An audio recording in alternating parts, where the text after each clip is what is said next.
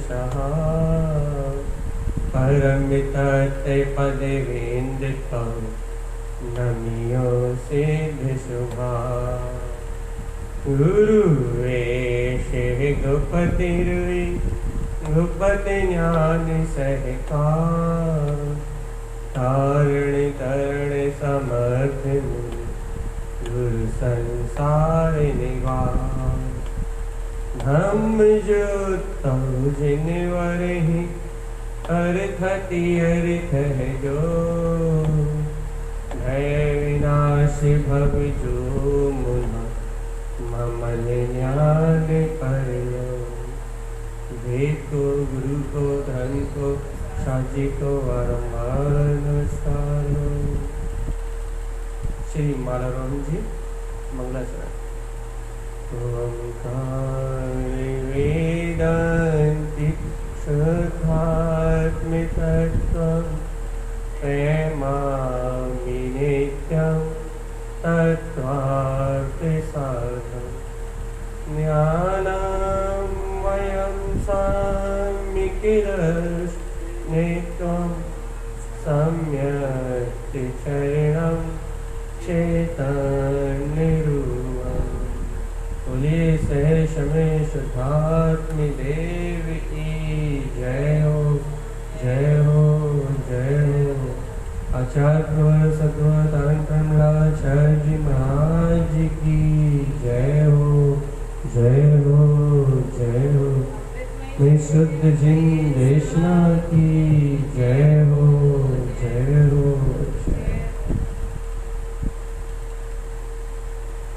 अपना विषय चल रहा भैया बहुत गंभीर, और आज आखिरी दिन है इस विषय का।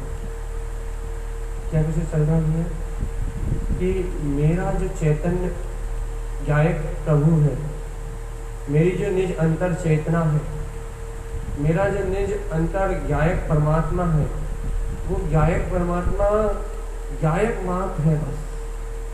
वो ज्ञानम कमल सहावम, वो शक्ति मात्र है बस। और वे शक्ति अपने स्वभाव से परिणमित होती है भैया, वो शक्ति अपने स्वभाव रूप परिणमित होती है, वो अपने स्वभाव से बाहर परिणमित नहीं होती भैया। विभाव नामक शक्ति भी तो है ना उसमें, विभाव नामक उपादान भी तो उसमें निवास कर रहा है ना। तो विभाव नामक उपादान निवास करने के कारण से भैया पर्यायों का आश्रय तो से होता है, मन का आश्रय होता है, वचन का आश्रय होता है, पर्याय परिणमन में जो भी राग देश विकारी परिणाम भाव घटते हैं, इन सबका आश्रय तो होता है भैया उसे। विभाव नामक अवस्था में घटने के कारण से उसे इन सब पुद्गल पर्यायों का कर्म आवरण का आश्रय तो होता भैया। हाँ भैया, आश्रय होता है अर्थात मात्र स्वीकारता होती है बस। आश्रय होता है इसका अर्थात ये नहीं है कि वो आत्मा अपने गुणों को छोड़ के उन गुणों रूप परिणमित होने लगता है। आश्रय होता है का अर्थात ये नहीं है कि वो चेतन में स्वभाव रूप शक्ति अपना वजूद छोड़ के, अपने अस्तित्व को छोड़ के, अपने गुण में अनंत चेतन में प्राण में सत्ता को छोड़ के वो अचेतन प्राण सत्ता में हो जाती, ऐसा नहीं है। उसमें मिलती नहीं, उससे जुड़ती नहीं है, उसमें एक में नहीं होती। वो सदैव ही उस पुद्गल रूप आवरण से, उन कर्म आवरण से, उन भाव आवरण से, उन द्रव्य आवरण से सदा निर्लिप्त रहती है। इस शक्ति को कहते हैं भैया, वो शक्ति सब द्रव्य कर्म से, भाव कर्म से, नो कर्म से, समस्त किट कालिमा पर्याय आवरण से बिल्कुल निर्लिप्त एकदम न्यारी रहती है भैया। इस निर्लिप्त और न्यारी सत्ता को ही कहते हैं ज्ञानम कमल सहा। कि ज्ञान तो गायक कमल है, ज्ञान तो गायक चेतना है, ज्ञान तो गायक में ध्रुव शक्ति है। उसके स्वभाव रूप उपादान और विभाव रूप उपादान में भैया, स्वभाव रूप उपादान में मोक्ष मार्ग है, विभाव रूप उपादान में संसार मार्ग है। जब गायक का आश्रय लेता है तो स्वभाव रूप उपादान प्रकट हो जाता है, और जब गायक पर का आश्रय लेता है तो विभाव रूप उपादान प्रकट हो जाता है। लेकिन भैया, विभाव रूप उपादान के प्रकट काल में भी आत्मा अपने स्वभाव को नहीं छोड़ता, आत्मा अपनी चेतना को नहीं छोड़ता, आत्मा अपनी वीतरागता को नहीं छोड़ता, और तो और आत्मा तो आत्म शक्ति में ही जीवंत रहता है। बाकी विभाव रूप जो उपादान है, विभाव रूप जो शक्ति है, वो विभाव रूप शक्ति वो आत्मा का ही उपादान है। अब क्या कहने लगे भैया आप ये अचानक कहते कहते? हाँ, वो अपना वजूद नहीं छोड़ता, अपना अस्तित्व नहीं छोड़ता, ये बात तो सभी कहते हैं, लेकिन ये बात भी तो 100% सच्ची है कि उस विभाव रूप उपादान शक्ति में ही परिणमित होता है। वो उस विभाव रूप उपादान शक्ति रूपी आचरण करता है। वो उस समय भी उद्गल रूप आचरण नहीं करता, कर्म रूप आचरण नहीं करता। तो भैया दिखता तो कर्म रूप आचरण करता है ना, दिखता तो पर्याय रूप आचरण करता है ना, दिखता तो विकार भाव रूप आचरण करता है ना। भैया इसका ही नाम तो संसार है। जो विभाव भाव रूप आचरण करता दिख रहा है, जो कर्म भाव रूप आचरण करता दिख रहा है, जो मोह भाव रूप आचरण करता दिख रहा है, जो अज्ञान भाव रूप आचरण करता दिख रहा है, इस आचरण करता पर्याय भाव रूप आचरण करता जो दिख रहा है, इसका नाम ही तो संसार है। तो भैया आप क्या कहना चाह रहे हैं? आप तो कह रहे हो कि भैया पर्याय में पर में इन शरीर संयोग में आचरण नहीं करता। ये देखो, दो दृष्टि से कथन होगा। एक, यदि आप निमित्त की अपेक्षा से कथन कर रहे हो, निमित्ताधीन दृष्टि से कथन कर रहे हो, तो निमित्ताधीन दृष्टि से यही कथन होगा कि वो संसार के मोह अवस्था में परिणमित हो रहा है। निमित्त की अपेक्षा से कह रहे हो। बाहर में आंखों से दिखने वाले चरम चक्षु के इस परिणमन से, व्यवहार की अवस्था से, व्यवहार रूप परिणमन को देख के आप उसके मन वचन काय के हलन चलन शुभ अशुभ योग से आप उसकी गणना कर रहे हो। तो भैया पर्याय दृष्टि से आप देख रहे हो तो यथार्थ सत्य है। ये पर्याय दृष्टि से देख रहे हो तो कि यथार्थ सत्य है कि वो मन वचन काय रूप परिणमित हो रहा है, वो पुद्गल आवरण रूप परिणमित हो रहा है। लेकिन ये याद रखो कि ये अचेतन दृष्टि है, पर्याय दृष्टि है। ये पर्याय दृष्टि, अचेतन दृष्टि मतलब हाँ, अपने खुद के पुरुषार्थ की बात है ना, अपने खुद को जगाने की बात है ना। तो आप यदि इस कर्म रूप परिणमित होता हुआ अपने आप को देख रहे हो, यदि इस अज्ञान भाव रूप अपने आप को परिणमित होता हुआ देख रहे हो, यदि इस मोह भाव के रूप अपने आप को परिणमित होता हुआ देख रहे हो, तो ये समझो ये आपकी अचेतवत पर्याय दृष्टि है। आप पर्याय दृष्टि से देख रहे हो, आप पर्याय रूप अवस्था में देख रहे हो आप उसको। यदि आप उसी समय आप यदि विज्ञ हो, यदि उसी समय आप यदि अपनी अंतर्दृष्टि को स्वीकार करोगे, यदि जीव की उपादान शक्ति को स्वीकार करोगे, तो उस उपादान रूप परिणमन होता हुआ भी, उस उपादान की शक्ति में परिणमित होता हुआ भी वह जीव तो वो विभाव नामक शक्ति में ही परिणमन कर रहा है। वो मन वचन काय रूप परिणमित ही नहीं हो रहा, वो राग देश कसाय रूप परिणमित ही नहीं हो रहा, वो मोह आवरण रूप परिणमित ही नहीं हो रहा। यदि आप कुछ उसके निकटवर्ती आवरण को कहना चाहते हो तो मिथ्या दर्शन रूप, मिथ्या ज्ञान रूप, मिथ्या चाय रूप परिणमित हो रहा है। निकटवर्ती पर्याय का परिणमन कहना चाहते हो आप उसका, तो निकटवर्ती उसकी पर्याय की अवस्था से उसे कहना चाहते हो तो वो मिथ्या दर्शन ज्ञान चाय रूप परिणमित हो रहा है।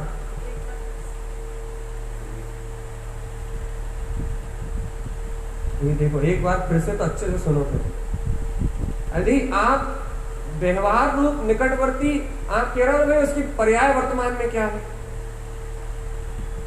मन रूप परिणमित हो रहा है, वचन रूप परिणमित हो रहा है, काय रूप परिणमित हो रहा है। ये तो कर्म रूप अवस्था से जो देख रहा है वो तो मिथ्या दृष्टि। अब भैया लेकिन विभाव रूप परिणमित तो हो रहा है, तो विभाव रूप परिणमित हो रहा है तो वर्तमान में उसकी विभाव पर्याय क्या है? कर्म रूप विभाव रूप परिणमित हो रहा है तो वर्तमान में उसकी कोई विभाव पर्याय तो चलेगी ना।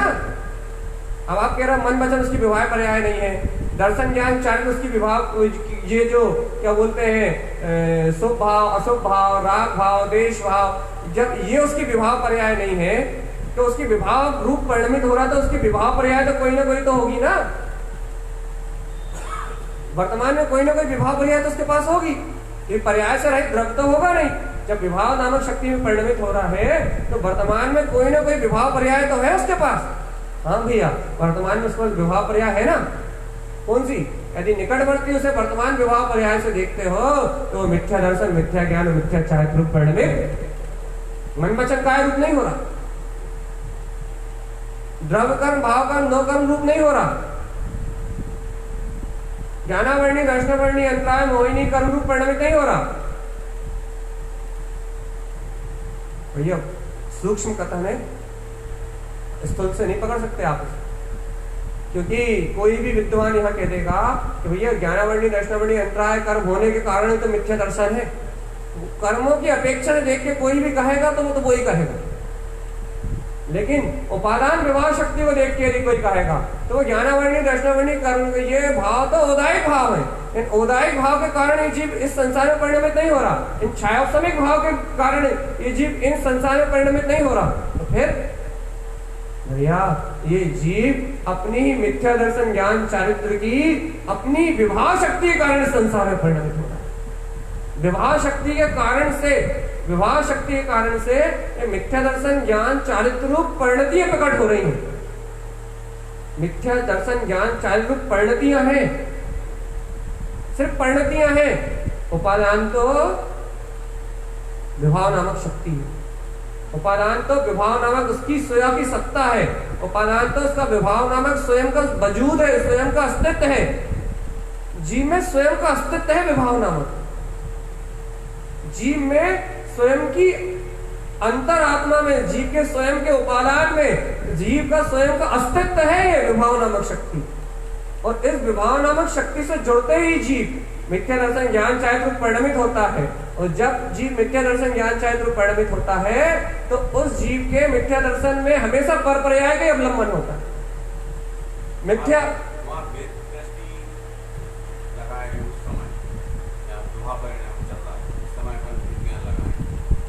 हाँ, जैसे भेद ज्ञान करोगे तो अज्ञान, तो बता रहा, एक सेकंड आप इस बात को समझो। जैसे ही वो कहा था, हाँ, जैसे मिथ्या दर्शन ज्ञान चारित्र परिणमित हो रहा है, क्या कह रहे थे कि मिथ्या दर्शन ज्ञान चारित्र में हमेशा परपर्याय का अवलंबन होता है। मिथ्या दर्शन जब भी प्रकट होगा तब उसमें क्या होगा भैया, कोई ना कोई कर्म निमित्त होगा, कोई ना कोई संयोग दृष्टिगोचर होगा, कोई ना कोई विकारी परिणाम वहां चल रहा होगा। कि मिथ्या दर्शन जहां भी उत्पन्न है, मिथ्या दर्शन रूप आत्मा का विभाव रूप उपादान जहां भी परिणमित हो रहा है, वहां नियम से निश्चय से ही परपर्याय का अवलंबन हो। अब इस अपेक्षा से यदि आप कहोगे वे मिथ्या दर्शन रूप परिणमित हो रहा है, इसका अर्थात यह है कि इसे पर्याय की मिथ्या मानता है, और उसकी एक और नई शाखा उत्पन्न हो गई। मिथ्या दर्शन रूप परिणमित हो रहा है, इसका अर्थ यह है कि भैया इसे पर से मोह है, अब इसको राग परिणाम चल रहा है और नीचे दशा आ रही, अब इससे भैया कर्तव्य परिणाम चल रहा है और नीचे, बस एक कड़ी से ये नीचे की सारी कड़ी उत्पन्न होती है। तो इन नीचे की कड़ी को भी कह दिया जाता है कि भैया सब विभाव रूप परिणाम, तो ये विभाव रूप परिणाम एक एक समय की परिणतियां हैं। ये विभाव रूप राग रूप परिणाम एक एक समय की अवस्थाएं हैं। ये विभाव राग रूप परिणाम एक एक समय का होने वाला चलने वाला परिणमन है। लेकिन भैया इस परिणमन के पीछे कोई है तो वो विभाव नामक शक्ति। ये विभाव नामक परिणतियां एक एक समय की पर्याय धारा, एक एक समय का परिणमन है। लेकिन इस परिणमन के पीछे वो विभाव नामक शक्ति है। भैया आप ये क्यों बताना चाह रहे हो? आप इस विषय को इतनी गंभीरता से क्यों बार बार पिंच कर रहे हो? क्योंकि भैया यदि आप इन औदायिक भाव का महत्व तोड़ना चाहते हो, क्षायिक स्वभाव के तक पहुंचने का रास्ता यदि तुम बना रहे हो, तो पहले ये जो औदायिक भाव है, क्षयोपमिक भाव है, जो भाव परिणमित हो रहा है वर्तमान में, द्रव्य कर्म रूप, भाव कर्म रूप, नव कर्म रूप, राग रूप, देश रूप, कर्तव्य रूप, भोक्तव्य रूप, पहले इनका अस्तित्व अपने चित्त से निकाल के बाहर फेंको, क्योंकि इनके कारण संसार नहीं चल रहा और ना इनसे संसार चल सकता। अपन राग के कारण संसार चल रहा है, देश के कारण संसार चल रहा है, मोह के कारण संसार चल रहा है, ये नाना प्रकार की कर्म प्रकृति के कारण संसार चल रहा है। ऐसी मूल में जो अपनी मिथ्या मानता है, पहले भूल को मिटाओ, इसके कारण संसार नहीं चल रहा। फिर भैया संसार चल रहा है विभाव नामक शक्ति का, आप मूल पे जाओ, पहले विभाव नामक शक्ति के पास जाओ और फिर उस विभाव नामक शक्ति से प्रकट क्या है, मिथ्या दर्शन, उस मिथ्या दर्शन के पास जाओ। अब कल हमने यहाँ छोड़ा था कि भैया आचार्य तारतम्य देव कह रहे हैं कि मिथ्या दर्शन रूपी पर्याय उनको सामने आई। अब गुरुदेव को सम्यक दर्शन हो गया था, लेकिन सम्यक दर्शन की साधना के बाद जब उन्होंने मिथ्या का खंडन करा है, मिथ्यात्व का अस्तित्व मिटाया है, तब की बात हो रही है। अब मिथ्यात्व रूपी कर्म की प्रकृति उनके सामने आई, मिथ्यात्व रूपी कर्म का आवरण उनके सामने आया, और उनने भवजीवन से कहा चिंता मत करो, गलियां मिलियां गल जाएगा, मिला जाएगा। अब ऐसा कैसे हुआ? अब मिथ्यात्व रूपी कर्म का उदय आया, सबसे बड़ा आवरण आया, मिथ्यात्व रूपी कर्म तो सबसे बड़ा बैरी है गुरु महाराज। और जैसे ही वो मिथ्यात्व रूपी कर्म का उदय आता है, ये समझे मिथ्या दर्शन का उदय आता है, ये जीव को अश्रद्धान रूप धारा प्रकट होती है, अश्रद्धान रूप परिणति उत्पन्न होती है, तो ये जीव अपने स्वभाव से विपरीत रहता है। अब ये मिथ्या दर्शन रूप आपके सामने पर्याय की धारा आ रही है, दर्शन मोहन की पर्याय की धारा आ रही है, चरित्र मोहन रूप पर्याय की धारा आ रही है, और आप कह रहे हो कि भैया दर्शन मोहन गलियम मिलियम गल जाएगा, बिला जाएगा। ऐसे कैसे बिला जाएगा? आप कौन सी शक्ति से स्वीकार करके कह रहे हो कि दर्शन मोहन बिला जाएगा? तो भैया सबसे पहले ये सुनो कि आचार्य तारांतरण देव ये इस दम पे कह रहे हैं कि वर्तमान में जो मिथ्यात्व रूपी औदायिक भाव का उदय है, जो ज्ञानावर्णी दर्शनावर्णी कर्म के अंतराय से जो छायोत्सविक भाव उन्हें वर्तमान में प्रकट है, पहली बात तो उन्हें वो परिणाम ही नश्वर जानने में आ रहा है, उनकी मानता ही नहीं है वहां। सबसे पहले तो वो जो कर्म उदय में आया है, वो उस कर्म की शक्ति को ही नश्वर जानते हैं। क्यों जानते हैं? क्योंकि उन्हें पता है कि मैं इस कर्म के कारण से संसार में परिभ्रमण नहीं करता। मिथ्यात्व रूपी जो कर्म आया है, ये मिथ्यात्व रूपी जो आवरण आया है, मैं इसके कारण से संसार में परिभ्रमण नहीं करता। तो उन्हें कैसे मालूम भैया? क्योंकि उन्हें मालूम है कि मैं अपनी आत्मा की विभाव रूप शक्ति से संसार में परिभ्रमण करता हूं, इसलिए उन्हें मिथ्यात्व रूपी कर्म का कोई भय, अब भय ही नहीं हो तो डरे कौन?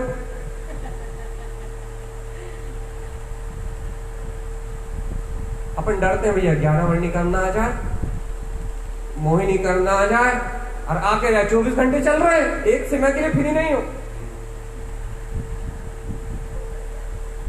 एक समय के लिए फ्री नहीं हो, ना ज्ञानावर्णी से फ्री हो, ना दर्शनावर्णी से फ्री हो, ना अंतराय से फ्री हो, ना कोई से भी चारों घातिया कर्मों की एक भी प्रकृति से फ्री नहीं हो भैया।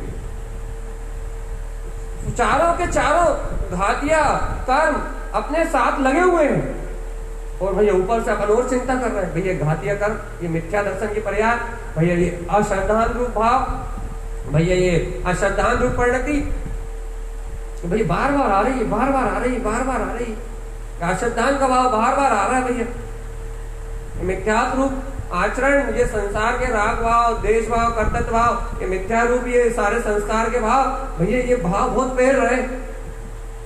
आचार्य तारांतरण देव कह रहे हैं कि भैया मिथ्या भाव गलियों सब गल जाएंगे, और अपन कह रहे हैं भाई बहुत पैर रहे।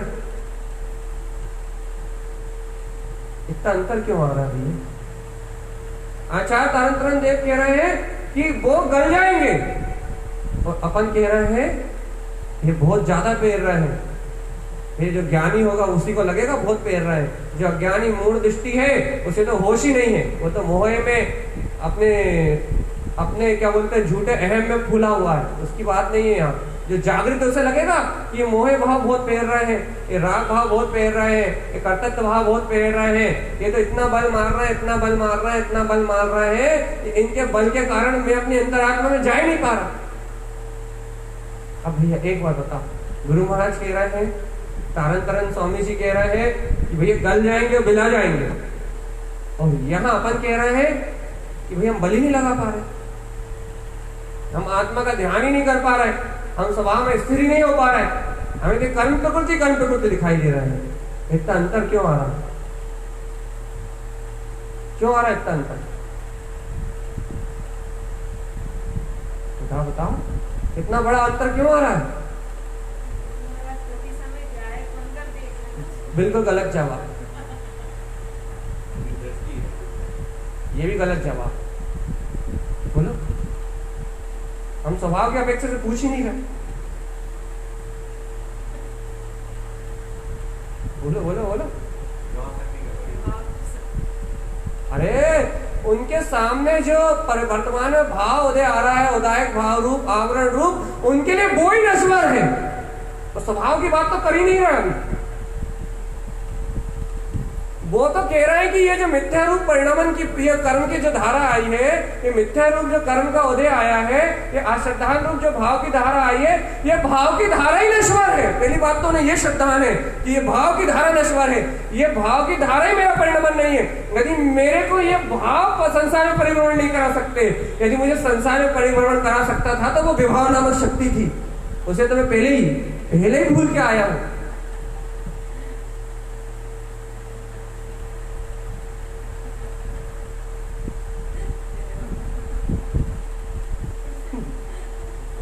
फिर से हमें तो पता है कि ये बात पीना इतना सरल नहीं है भैया।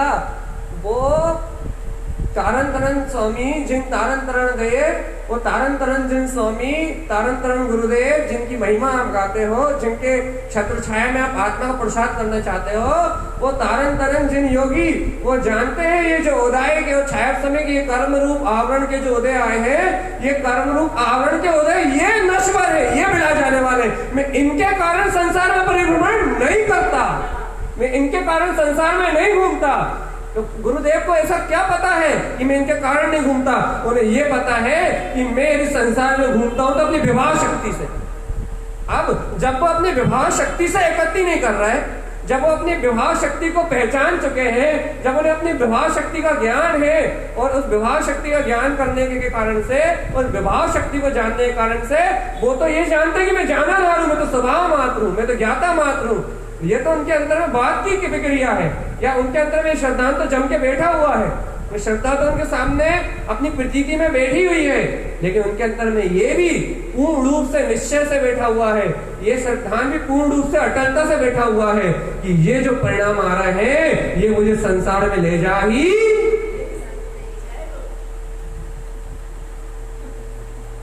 अब बताओ काय से संसार में जाओ? उन्हें तो पता है राग ले जा ही नहीं सकता उन्हें संसार में, उन्हें तो पता है मोह ले जा ही नहीं लग सकता उन्हें संसार में, उन्हें पता है कि कर्तव्य भोक्तव्य परिणति उन्हें संसार में ले जा ही नहीं सकती, क्योंकि जो शक्ति उन्हें संसार में ले जाती है उससे तो उन्हें पहले संबंध छोड़ दिया, उन्हें तो उन्हें उपादान में डाल दिया। ये मेरा विभाव रूप उपादान था, जब तक संसार का परिणमन था, जब तक चल रहा था। अब तो उन्हें ज्ञान की अनुभूति कर ली, अब तो उन्हें तत्व को स्वीकार कर लिया, अब तो उन्हें वीतराग स्वभाव का अंगीकार कर लिया, अब तो उन्हें अपने ज्ञायक परमात्मा स्वरूप को जान लिया।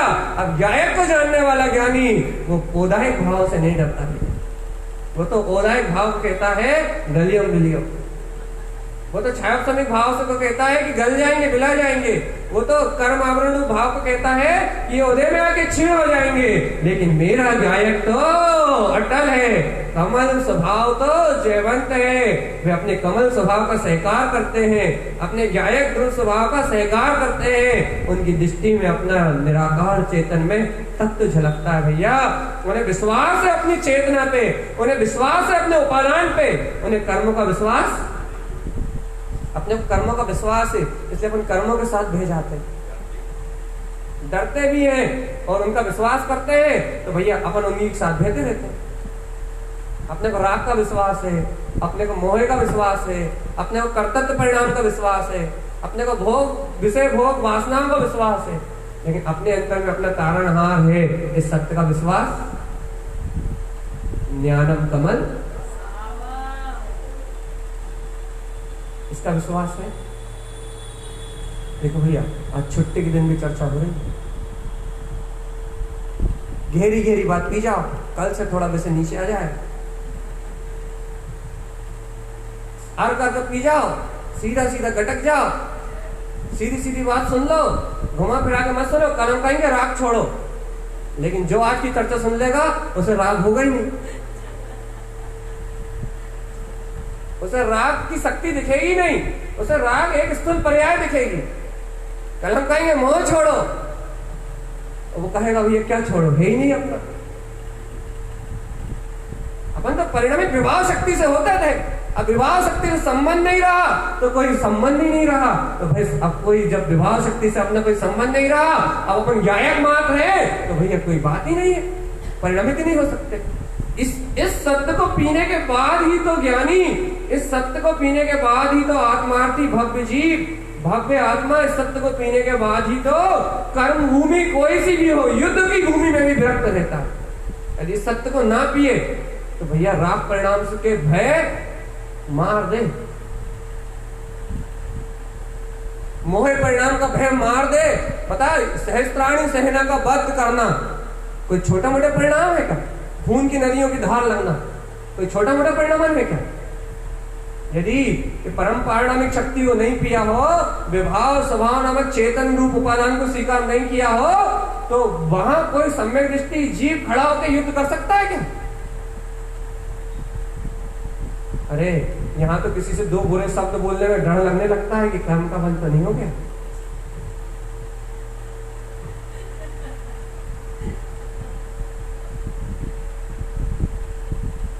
और वहां कुछ गिनती नहीं है, कोई गिनती नहीं।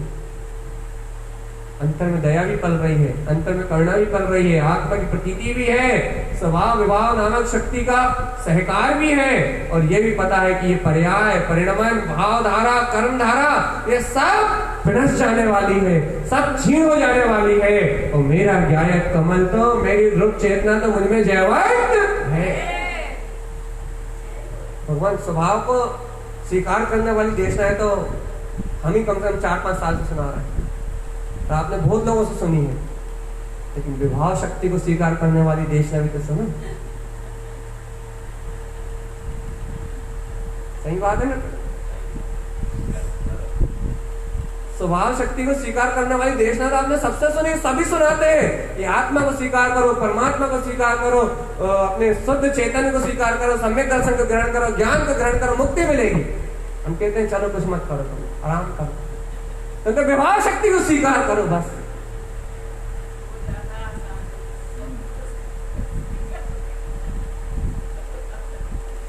विभाव शक्ति को स्वीकार करने में पसीने आ जाएंगे,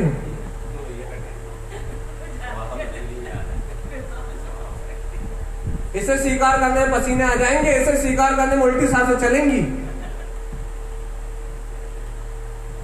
इसे स्वीकार करने में घबराहट होगी, बेचैनी होगी, क्योंकि इसे स्वीकार करने की ताकत तो किसी ज्ञानी में है। कोई ज्ञायक में बैठा हो, कोई ज्ञान की मस्ती में बैठा हो, कोई ज्ञानानंद में बैठा हो, तो वो स्वीकार करे भैया।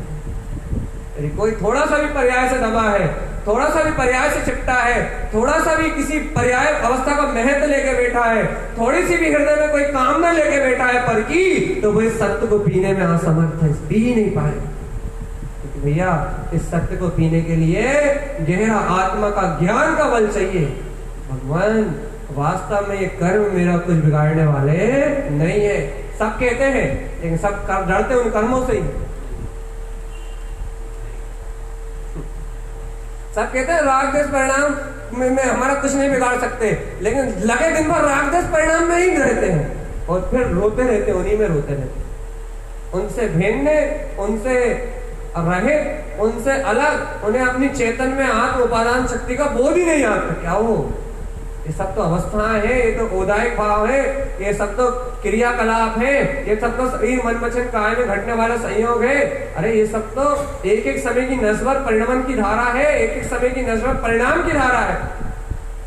परिणमन की धारा भी मिलाएगी, परिणाम की धारा भी मिलाएगी, देह आदि संयोग का परिणमन भी मिलाएगा, और इनके निमित्त से जो परिणाम मिला चल रहे हैं वो भी मिलाएंगे। लेकिन मेरा ज्ञायक तो जहां का तहां, और भैया इसे स्वीकार कर लो तो पूरी चर्चा सार्थक है। इस सत्य को स्वीकार कर लो, इस तत्व को स्वीकार कर लो, तो भैया ये एकांत में जो चर्चा हो रही है कम लोगों में, ये जो एकांत में जो हो रहा है अभ्यास, भैया वास्तव में कर्म मर्म जैसी कोई चीज आत्मा के लिए कुछ नहीं। कर्म मर्म जैसी कोई शक्ति आत्मा के लिए कोई दम नहीं रखती। कर्म मर्म जैसी शक्ति से आत्मा को कोई प्रभाव नहीं पड़ता। कर्म जैसी कोई चीज से आत्मा को कोई दुविधा उत्पन्न नहीं होती। भैया कर्म तो अपनी योग्यता से परिणमित हो रहा है, वो जबरदस्ती तुम्हें खींच के थोड़ी ले जाते, चलो तुम मेरे साथ।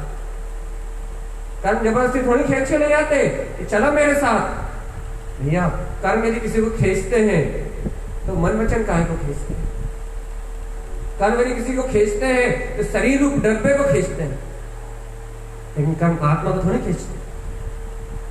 हाँ, ये आत्मा खुद अज्ञान पास उन्हें स्वीकार करके खुद उनके साथ खिंच जाए, ये कोई कुछ नहीं कर सकता। यदि आत्मा खुद उनकी पराधीनता स्वीकार कर ले, उन कर्मों को अपना माई बाप बना ले, उन कर्मों को अपना मालिक बना ले और उनमें अपना पूरा जीवन यापन करके दुर्गति में चला जाए, भैया कोई कुछ नहीं कर सकता। लेकिन भैया यदि ये आत्मन, ये जीव यदि अपने अंतर आत्मा के बोध को जगा ले, सुन लो रे भव्य आत्मा, थोड़ी सी देर और बस।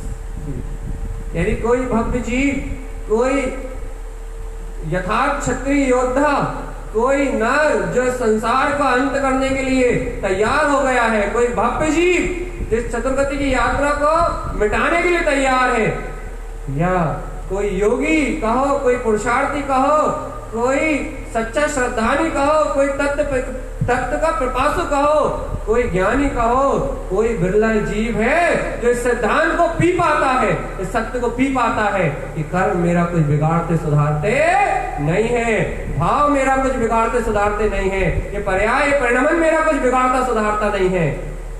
मेरा तत्व तो, मेरी शक्ति तो मेरे उपादान से चलती है और मेरा उपादान मुझ में स्वतंत्र है। अब चाहे वो विभाव रूप चले तो स्वतंत्र है और स्वभाव रूप चले तो स्वतंत्र। मुझे दोनों से कुछ लेना देना, तुम दोनों से संबंध तोड़ दो, तुम्हें अपने आप जहां ज्ञायक रहेगा वहां अपने आप स्वभाव रूप परिणमन प्रकट हो जाएगा। लेकिन चाहे ना स्वभाव रूप परिणमन की भी नहीं रहेगी। स्वभाव का आश्रय लेना छोड़ दे। ये एक बात बताओ, ज्ञायक स्वभाव नहीं तो क्या है?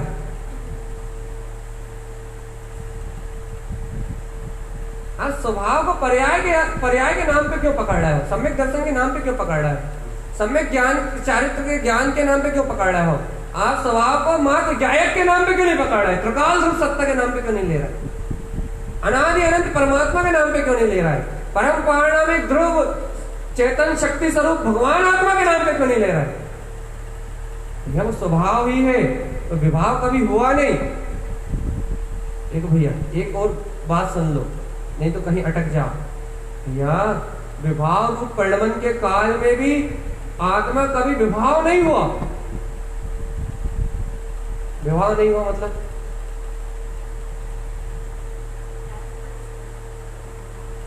विभाव नहीं हुआ मतलब विभाव रूप परिणमन के काल में भी आत्मा विभाव नहीं हुआ। भाई विभाव नामक शक्ति है उसके पास, फिर भी वो विभाव क्यों नहीं हुआ? विभाव तो उसे पूरा हो जाना चाहिए, नहीं हुआ। यदि जीव यदि पूरा विभाव हो जाता तो कभी उसमें शुद्ध स्वभाव की प्रकटता होना संभव। इसलिए विभाव नामक शक्ति के काल में भी यह बात सिद्ध होती है कि जीव विभाव नामक शक्ति के परिणमन के काल में भी कभी विभाव नहीं हुआ। उसके गुण जैसे की तैसे बने रहे, उसका ध्रुव स्वभाव जैसा का तैसा बना रहा, उसकी ध्रुव चेतना जैसी की तैसी बनी रही, उसकी ज्ञायक सत्ता जहां की तहां अटल बनी रही। भैया विभाव रूप परिणमन किस कारण से हुआ? भैया विभाव नामक परिणमन हुआ, उसकी परिणमन की अवस्था में विभाव नामक परिणमन हुआ, उसकी परिणमन की धारा में विभाव नामक परिणमन घटा। लेकिन भैया जीव की परिणमन की धारा में विभाव नामक परिणमन घटा इस अपेक्षा से, क्योंकि जीव अपनी पर्याय से अलग नहीं होता। जीव द्रव द्रव्यमान है, द्रव का स्वभाव परिणमन है, तो द्रव यदि विभाव रूप परिणमित हो रहा है तो विभाव रूप परिणमन की जो उसकी परिणमन की शक्ति है, उस परिणमन की शक्ति की अपेक्षा से, उस परिणमन की शक्ति के कारण से ये जीव विभाव रूप परिणमित हो रहा है, सिर्फ परिणमन की शक्ति के कारण। लेकिन इस काल में भी उसका स्वभाव जहां का तहां, इस काल में भी उसकी ध्रुव चेतना जैसी की तैसी, दर्शन भी नष्ट नहीं हो रहा, ज्ञान भी नष्ट नहीं हो रहा, उसके चारित्रादि गुण भी नष्ट नहीं हो रहा है, बस वो एक गुण विपरीत परिणमित हो रहा है। कुछ भी खत्म नहीं हो रहा, कुछ भी उसके अंतर से खत्म नहीं हो रहा, कुछ भी उसके अंतर से अभाव रूप नहीं हो रहा, कुछ भी उसके अंतर से कुछ भी घट नहीं रहा, आत्मा परिपूर्ण द्रव जैसा का तैसा विद्यमान है। बस उसकी परिणमन की धारा में, उसकी परिणति की धारा में विभाव रूप शक्ति परिणमित हो रही है। उस विभाव रूप शक्ति की परिणमन की जो धारा है, उस परिणमन से द्रव को जाना जाता है। तो भैया द्रव को उसके परिणमन सहित कहा जाता है। तो द्रव जब विभाव रूप परिणमित हो रहा है तो कह दिया जाता है भैया ये आत्मा विभाव रूप परिणमित हो रहा है, नित्य दर्शन ज्ञान चारित्र रूप परिणमित हो रहा है, ऐसा कह दिया जाता है। लेकिन भैया उस काल में भी इसके गुण जहां के तहां। अब क्या करें भैया, जब हमने ये स्वीकार कर लिया कि भाई विभाव नामक शक्ति के काल में भी ये स्वभाव अभी विद्यमान है, ये स्वभाव शक्ति जयवंत है। अरे भैया यदि आपने ये स्वीकार कर लिया तो बस आप तो सम्यक दृष्टि हो गए, बचे क्या? अब बचे क्या? जो स्वभाव नामक शक्ति आपने स्वीकार कर ली है, जो स्वभाव रूप उसके गुण स्वीकार कर लिए हैं, जो उसके गुण में शक्ति को स्वीकार कर लिया है, भैया अब उस गुण में शक्ति को जिसको आपने स्वीकार किया है बस उसे अपनी प्रतीति में रखो, मोक्ष अपने आप हो जाए। उसको अपने श्रद्धा में रखो, उसको अपनी आस्था में रखो कि मेरा स्वभाव वैसा ही है जैसा मैंने स्वीकार किया है। कर्मों को महत्व मत दो, पर्याय दशा को महत्व मत दो, परिणमन की दशा को महत्व मत दो। जो अनादि निरंतर शक्ति स्वरूप परमात्मा है उस स्वरूप का श्रद्धा रखो, अपने आप ही सारा पर्याय परिणमन अपने आप ही गल जाएगा, सारा संसार अपने आप ही विलय हो जाएगा, चतुर्गति की यात्रा ऑटोमेटिकली छूट जाएगी और तुम्हारा परम दिव्य चेतन में जो अपना गायक स्वभाव है वो स्वयं से प्रकाशवान हो उठेगा। चेतन स्वयं की शक्ति को पहचाना भगवान। इस स्वभाव रूप चर्चा करने से, इस विभाव नामक शक्ति की चर्चा करने से, ये सब चर्चाएं करने से मेरा सिर्फ एक ही प्रयोजन है बस, कि कर्मों की शक्ति को बिल्कुल स्वीकार ना किया जाए, परिणामों की ताकत को बिल्कुल स्वीकार ना किया जाए। ना राग मेरा कुछ बिगाड़ सकता, ना द्वेष मेरा कुछ बिगाड़, ना द्रव कर मेरा कुछ कर सकते, ना भाव कर मेरा कुछ कर सकते। तो फिर नो कर्म की तो बात ही नहीं। इन कर्मों की शक्ति से मेरा एक रंच मात्र भी बाल वाका नहीं होता।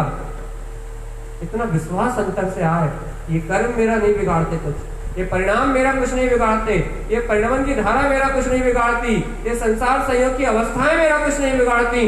मैं तो बना बनाया परिपूर्ण तत्व हूँ, केवल ज्ञान में स्वभाव का धारी हूँ। मेरी अनंत शक्ति में, मेरे अनंत गुणों में एक समय का अंतराल पैदा नहीं कर सकते ये कर्म आवरण। बस मुझे अपनी स्वसत्ता का बोध आए, मुझे अपने ज्ञायक कमल का बोध आए, मुझे होश आए कि मैं इन सब स्वभाव विभाव अवस्थाओं से मुक्त, अभी स्वस्वभाव स्व समय में मैं तो शुद्ध चेतना मात्र हूँ। मेरे अंतर मेरी शुद्ध चेतना, मेरे अंतर में मेरे शुद्ध गुण, मेरे अंतर में मेरा शुद्ध चिदानंद निवास कर रहा है। मेरे शुद्ध चिदानंद का अभाव एक क्षण के लिए भी मुझसे नहीं हुआ। मेरे शुद्ध चिदानंद का अभाव, मेरे शुद्ध चैतन्य आनंद का अभाव, शुद्ध मेरी गायक चेतन में सत्ता का अभाव एक क्षण के लिए मुझसे नहीं हुआ। बस कितना बोध आ जाए आत्मा, बस तुम्हें इतना सा बोध आ जाए, इतना सा अंतर से बोध भर आ जाए बस कि शुद्ध चिदानंद शक्ति का, शुद्ध चैतन्य घन परमात्मा शक्ति का आज तक अभाव उससे नहीं हुआ। बस इतना बोध आ जाए, इतने बोध मात्र से मुक्ति है। तुम जिस भूमिका में हो तुम न कर्मों से भयभीत होगे, तुम जिस भूमिका में हो ना तुम परिणामों से भयभीत होगे। तुम जिस भूमिका में हो वहां कोई सा भी संयोग चले, कोई सी भी आवरण की दशा चले, तुम उन किसी भी भाव से भयभीत नहीं होगे। अरे तुम्हें तारण तरण की गुप्त निधि मिल जाएगी जो अंतर से कहने की सामर्थ रखती है। कम स्वभाव सम कितना, तुम्हें तारण तरण जिन स्वभाव की वो शक्ति मिल जाएगी।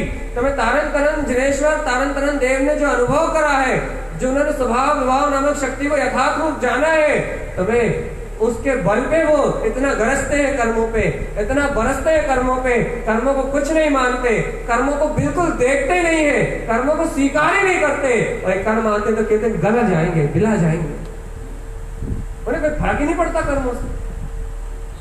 भैया ये तब होता है जब जीव पूर्ण रूप में अपने उपादान को स्वीकार कर, वो कहीं और कुछ देखे ना, उसे कर्म में भी दिखे तो कर्म ना दिखे, अपना उपादान दिखे, भैया दोषारोपण खत्म हो जाता है। कर्म मेरा कुछ बिगाड़ते हैं, कर्मों पर ठीकरा नहीं फोड़ा जाता। निमित्त मेरा कुछ बिगाड़ते हैं, निमित्त में दोषारोपण नहीं किया जाता। सहयोगी भाव परिणाम मेरा कुछ बिगाड़ते हैं, सहयोगी भाव परिणाम में दोषारोपण नहीं किया जाता। क्योंकि जब तक पर पे पर्याय पे दोषारोपण करने की बुद्धि है, जब तक पर्याय दृष्टि है, जब तक परिणाम की दृष्टि है, तब तक तू परम पारिणामिक को नहीं जानता चेतन। भैया दोष दृष्टि से जब तक तुम्हारे अंदर दोष की दृष्टि है, पर पर्याय के दोष को देखने की दृष्टि है, तब तक तुम्हारा कल्याण 3 काल में भी संभव नहीं है। पर्याय को दोष को देखने की दृष्टि खत्म हो, परिणमन के दोष को देखने की दृष्टि खत्म हो, पर्याय की पामरता को देखने की दृष्टि खत्म हो, और एकमात्र उपादान स्वभाव अपनी स्वशक्ति को देखने की शुद्ध दृष्टि प्रकट हो, तो आत्मन अपना कल्याण हो चेतन, तो अपना निर्वाण, तो अपनी मुक्ति हो। उपादान को देखने की दृष्टि चाहिए, उपादान स्वभाव को देखने की दृष्टि चाहिए। जब तक उपादान स्वभाव को देखने की दृष्टि नहीं है, जब तक इस चतुर्गति की यात्रा को कोई रोकने वाला। इसलिए भव्य आत्मान इस विषय को पी जाओ भैया। संसार हो या मोक्ष मार्ग, सब उपादान से चलता है। सबको निर्दोष कर दो, सबको न्याय कर दो। आज अत्यंत अभाव को सिद्ध कर लो कि मेरा आत्मा इन सब पर पुद्गल से अत्यंत अभाव रूप है। और सबको अलग कर दो अपनी चेतना से, कह दो कि मेरी दिव्य चेतना से बाकी सब जुदा है। यदि मेरी दिव्य चेतना में संसार भी है तो वो उपादान है, और यदि मेरी दिव्य चेतना में अभी स्वभाव भी है, मोक्ष मार्ग भी है, तो भी भैया वो मेरा उपादान है। एक बार इस सत्य को पियो अंतर से। जहां इस सत्य को पियोगे, जहां इस सत्य को अनुभव से पियोगे, जहां इस सत्य को रोमांच से पियोगे, जहां इस सत्य को अंतर रुचि से पियोगे, उसी समय तुम बोध को प्राप्त होगे। अहो मैं तो निर्लिप्त, मैं तो ज्ञान विज्ञान में चेतन घन आत्मा हूं, मेरा किसी पर्याय परिणाम से कोई संबंध नहीं। उस समय तुम्हें अंतर आत्मा का बोध आएगा। अपनी जागृत चेतना का जो आज सुषुप्ति में पड़ी है, जो आज पर को महत्व दे रही है, जो आज कर्मों की मानता करके ढीली पोली हो रही है, जो आज पर्याय की दृष्टि को देख के अपने पुरुषार्थ को नहीं जान रही, अपने शुद्ध अभ्यास को नहीं पहचान रही, अपने सहज स्वभाव को नहीं पहचान रही, आज जो चेतना सुषुप्त है, जो पर्याय दृष्टि के मोह में अंधी है, उसको अंतर जागृति प्रदान होगी। इस संसार से मुक्त होने का मार्ग प्रदान होगा, मुक्ति का मार्ग प्रदान होगा। चेतन आत्मा अपने अंतर बोध को जगाओ, अपनी अंतर चेतना को जगाओ। यथार्थ में इस चेतन शक्ति के जागरण से ही मुक्ति का मार्ग। ये मुझे पता है, ये देशना है ऐसे पीने के लिए। साधारण जीव तो इसे पीना इतना सहज नहीं है, इस देश को ग्रहण करना इतना सहज नहीं है, इतना सरल नहीं है। भव्य आत्मा इस विषय को पीना, इस विषय में रमना, इस विषय में जमना इतना सरल नहीं है। एड़ी चोटी का जोड़ लग जाएगा इस विषय को पीने के। अरे भव्य आत्मा, जब जीव सम्यक दर्शन ज्ञान चरित्र की मानता से भी ऊपर उठ जाता है, तब जीव को पता लगता है कि मैं तो ज्ञायक ही हूं। जब जीव को पता लगता है कि मैं तो ज्ञाता ही हूं, मेरा तो इन सब अवस्थाओं से कोई संबंध ही नहीं। ये बहुत हाई लेवल का, एकदम समझो, एकदम बिल्कुल वीतराग तक की साधना है। एकदम पूर्ण रूप से अपने ज्ञायक के अलावा किसी को और स्वीकार ही नहीं करना है, वही नहीं कोई दूसरा। जहां स्वभाव और विभाव एक तराजू में तोल दिए जाए,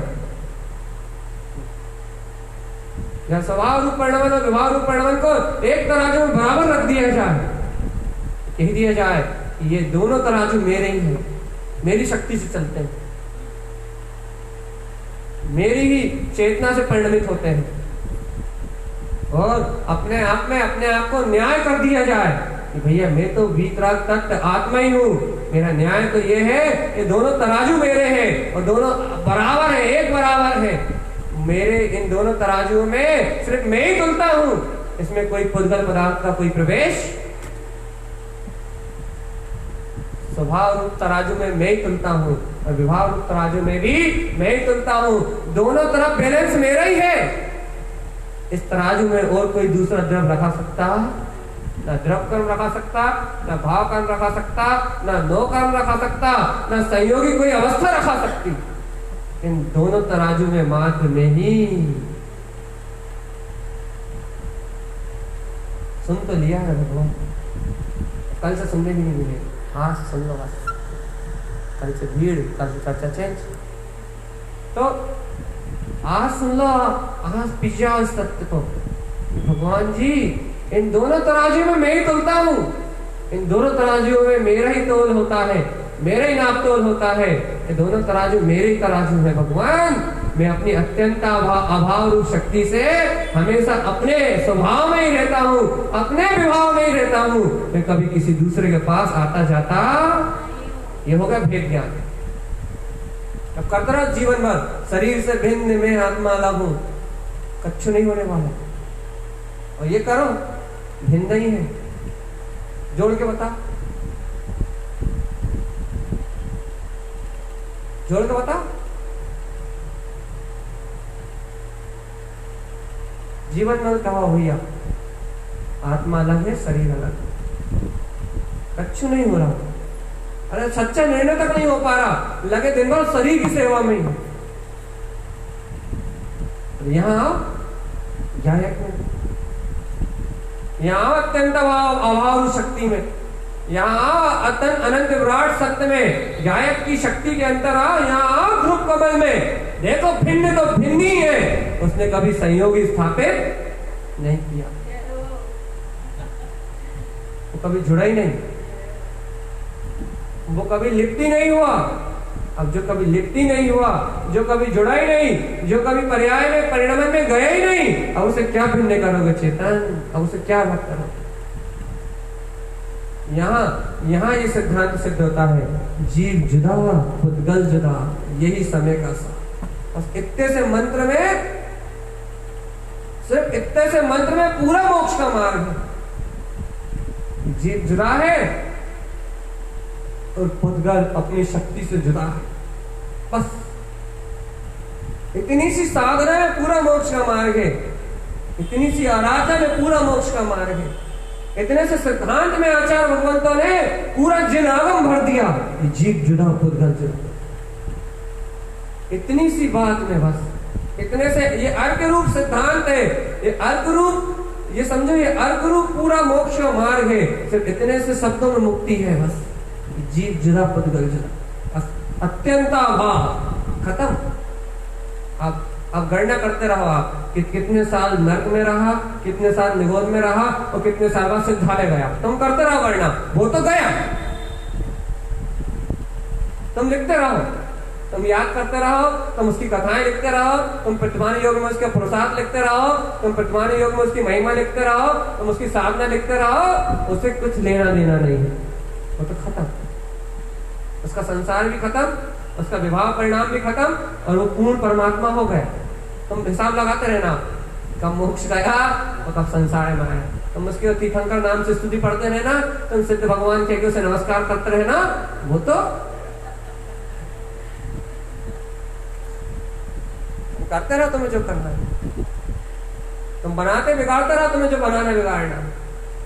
तुम करते रहो निर्णय इधर उधर के, उसको किसी से लेना देना नहीं है। वो तो गायक है भगवान, जो गायक है वो मात्र जानता और देखता है। उसे तो अपनी शक्ति से मतलब है, उसे तो अपने शुद्ध उपभोग से मतलब है, उसे तो अपने अतीन्द्रिय चेतन पदार्थ से मतलब है। अरे जिसे अतीन्द्रिय आत्मा का रस झर रहा हो, वो क्यों संसार को देखने के लिए आएगा? जिसका उपयोग अपने अंतर में अंतरोन्मुख हो रहा हो, जिसे अपनी उपादान शक्तियां दिख रही हो, वो क्यों इस एक एक समय की पर्याय की परिणमन की धारा को देखे? अरे जिसकी आंखें अंधी है वो इन पर्याय को देखते हैं, वो इस परिणमन को देखते हैं। लेकिन जिनके आंखों में, जिनके नेत्र दुरुस्त है, उन्हें पर्याय परिणमन नहीं, अपना परम पारण भीतरक स्वभाव ही दिखाई देता है। आंखों से अंधे लोगों को दिखाई देता है संसार, जो मोह में अंधे हैं, मिथ्यात्व में अंधे हैं, काम में अंधे हैं, भोग में अंधे हैं, कर्तव्य परिणाम में अंधे हैं, जिन्हें अज्ञान परिणाम में अंधापन है, उन्हें संसार ही संसार की क्रियाएं दिखाई देती हैं। लेकिन जिनके अंतर में आंखें आई हैं, जिनके नेत्र खुल गए हैं, ज्ञान चक्षुओं का उदय हो गया है, आत्म दर्शन की प्रकटता हो गई है, उन्हें जो परमात्मा स्वभाव स्वीकार हो गया है, भैया वो अंधे थोड़ी ना है। उन्हें तो ये आवरण रूप अवस्थाएं दिखाई नहीं देती। वो जानते हैं ये आवरण तो थोड़ी देर में भुलाएंगे, लेकिन निरावरण तो जयवंत है। उनकी आस्था, उनके अंतर का श्रद्धान, उनके अंतर की आत्म शक्ति सदैव एक सत्य में उछलती है, ज्ञानम कमल। हमने ज्ञानम कमल सहावन पे कितने प्रवचन सुने, लिखना। एक महीना हो गया? नहीं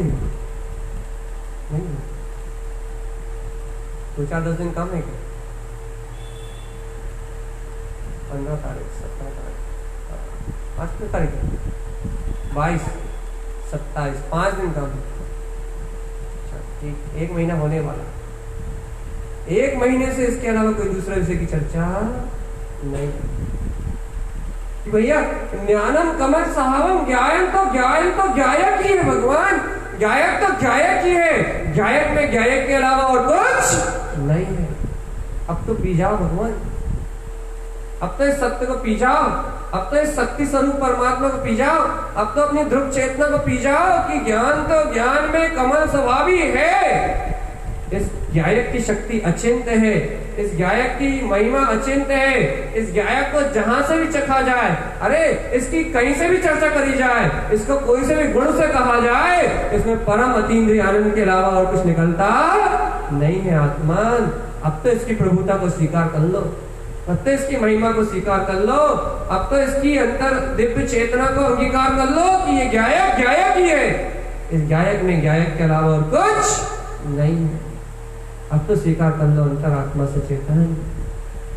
अरे अपूर्व अवसर मिला है भगवान कि ऐसी उपादान की महिमा आचार्य जिनतानंतरन स्वामी की ग्रंथों से मत के अपने को इतनी सहज मिल रही है, इतनी सरलता से ये विषय जानने में आ रहा है। कितना स्वतंत्र है ये, स्वतंत्रता का उद्घोष। ये जीव कितना स्वतंत्र है, ये अपनी विभाव शक्ति से ही काम करता है, अपनी स्वभाव शक्ति से ही काम करता है। इसको काम करने के लिए अपनी ही जरूरत है। जो कुछ भी करना हो उसे, जैसा कुछ भी करना हो इसे अपनी जरूरत है, इसे किसी दूसरे की जरूरत नहीं। और यदि किसी दूसरे की जरूरत महसूस होती है तो भैया आप अज्ञानी। यदि कोई दूसरे में दोषारोपण होता है तो आप भैया अज्ञानी हो। किसी निमित्तों की ओर ही दृष्टि जाती है, पर्याय परिणाम की ओर ही दृष्टि जाती है, परिणामों की ओर भी यदि आपकी दृष्टि जाती है तो आप अज्ञानी हो भैया। क्योंकि अज्ञानी परिणाम को ही देखता है, अज्ञानी पर को ही देखता है, अज्ञानी पर परिणाम, पर परिणति, पर पर्याय धारा को ही देखता है। उसे उपादान शक्ति स्वीकार नहीं होती। ये बस अंतिम शब्द जाते जाते भैया, मैं नहीं जा रहा, चर्चा जा रही है। कल से ये विषय क्लोज। आज आखिरी बात कह रहे हैं भैया कि मेरा ज्ञायक कमल ज्ञायक ही है। मान जाओ भगवान, मान जाओ, अभी मान जाओ कि मैं विभाव स्वभाव शक्ति को दोनों को जानने वाला जानन, सब जान सकता हूं मैं। मेरे जानन पने में कोई अंतराय आने वाला।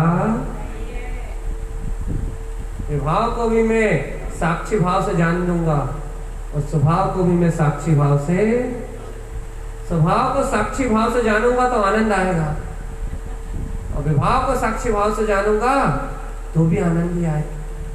तो साक्षी भाव सिर्फ आनंद को जन्म देता है, उसमें आनंद के अलावा और कुछ भी।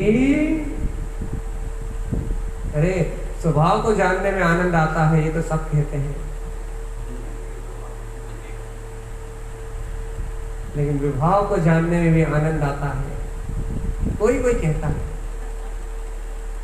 कोई कहता है भैया क्योंकि विभाव नामक परिणमन को नहीं जानता ना, विभाव नामक शक्ति को जानता है, उपादान को जानता है।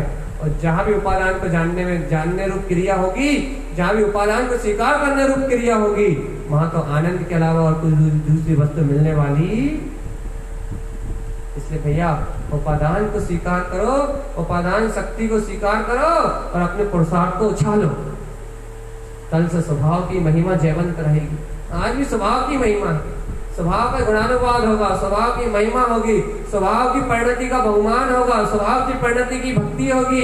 अरे गुरुदेव की फूलना में, गुरुदेव की गाथा में स्वभाव की वंदना मिलेगी आपको, गायक का उत्साह मिलेगा, कमल स्वभाव मात्र की चर्चा मिलेगी। ये सिर्फ कमल स्वभाव के अलावा कोई दूसरी चर्चा नहीं मिलेगी आपको स्वभाव के पोषण के अलावा कोई दूसरा मिलेगा नहीं। क्यों? क्योंकि वो स्वभाव शक्ति जयवंत है। लेकिन भैया विभाव शक्ति को सिर्फ इसलिए बताया है, सिर्फ इसलिए दर्शाया है कि तुम यथार्थ को जानो, मूल को जानो, कर्मों का भय छोड़ के, निमित्त की दृष्टि छोड़ के, पर पर्याय का अवलंबन छोड़ के तुम ये जानो कि पर पर्याय मेरे लिए कुछ नहीं कर सकती, निमित्त मेरे लिए कुछ नहीं कर सकते, कर्म आवरण मेरे लिए कुछ नहीं कर सकते, भाव आवरण मेरे लिए कुछ नहीं कर सकते। मेरे लिए मेरा कुछ बिगाड़ सकता है तो मेरा विवाह बस। और वो भी कब? जब तुम उसे नहीं जानते होता। यदि जान लोगे तो फिर वो भी कुछ बिगाड़ सकता। बस यहाँ चर्चा खत्म। और यदि इस चर्चा के बाद और कोई चर्चा भी नहीं हो सकती, इसके बाद तो सिर्फ स्वभाव की महिमा हो सकती है, फूलना हो सकती है, आनंद हो सकता है। इस चर्चा इस देशना के बाद तो सिर्फ गुरु महाराज ने जो जिन लड़िया, जिन उवन मिली, जिन उवन रमण, इन फूलनाओं का आनंद हो सकता है बस। इसके बाद कोई चर्चा नहीं, इसके बाद तो सिर्फ आनंद है, इसके बाद तो सिर्फ उत्साह है, इसके बाद तो सिर्फ उल्लास है। भैया जो इसे उपादान को जान लेता है, जो इसे अपनी आत्मा की प्रभुत्व शक्ति को जान लेता है, जो अंतरात्मा की इसी ज्योति को जान लेता है, भैया वो ही भव्य आत्मा इस चतुर्गति संसार की यात्रा से छूट जाता है। भैया ये ऊंचा ऊर्ध्वोन्मुख होने का पुरुषार्थ है, ये ऊर्ध्वगमन शक्ति को उत्पन्न करने का पुरुषार्थ है। इसको गहराई से, गंभीरता से, विवेक पूर्वक, सावधानी से स्वीकार करके और अपना कल्याण का मार्ग बनाना। छल ग्रहण नहीं करना, अज्ञानता ग्रहण नहीं करना। कुछ समझ में ना आए तो मुझसे जरूर पूछ लेना, लेकिन मनमानी मत लगाना। जिन्हें भगवान की वाणी से मिलान करके और अपने कल्याण का मार्ग बनाना, यही तत्व का उपदेश है और ये सदगुरु की देशना है।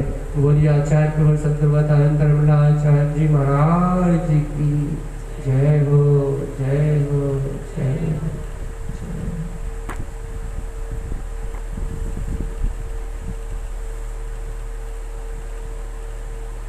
जल्दी छोड़ दी।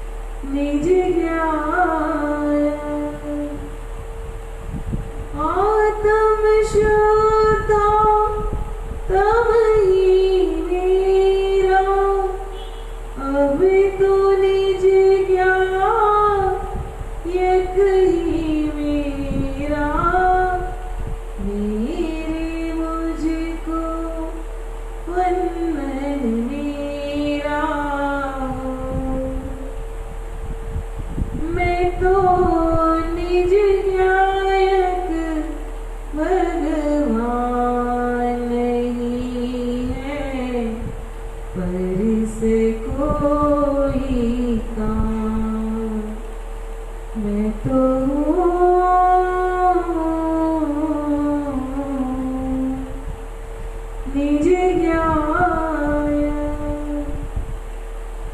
गुरुवर ने यही मार्ग बताया आत्म का नंद बरसाया और कछु नहीं मुझको भाया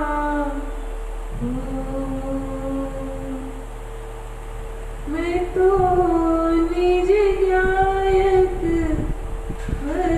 भगवान नहीं है मेरे से कोई काम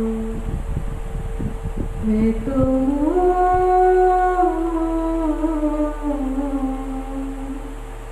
निज ज्ञान गुरुवर सच्चा मार्ग बता रहे भैया जी सच्ची राह दिखा रहे निज से निज का मिलन करा रहे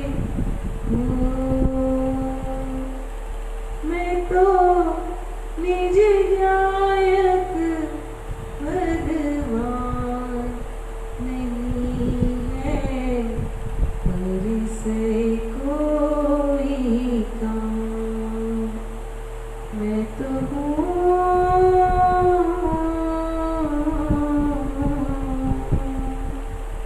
निज ज्ञाय